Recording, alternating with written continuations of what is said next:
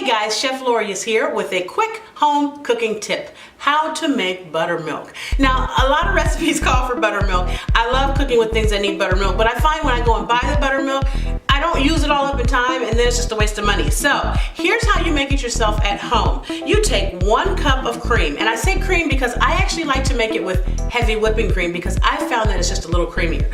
Heavy whipping cream, and most cooks will tell you to use 1 tablespoon of either lemon juice or vinegar. I use 2.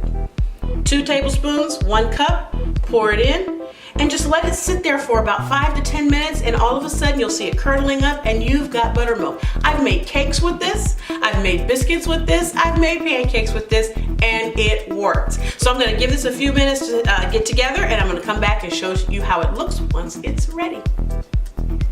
Well, it's been about 7 minutes, and look at this. 2 tablespoons in 1 cup of heavy whipping cream, and we have buttermilk.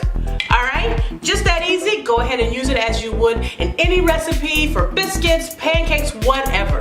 All right, thanks for joining me today for this quick home cooking tip with Chef Lorious. Have a wonderful day. If you enjoyed this video, be sure to give it a thumbs up, share it with someone as well, and go ahead and subscribe for more step-by-step instructions on how to make your favorite comfort food classic and contemporary every day. Thanks for joining me. See you next time. Happy cooking.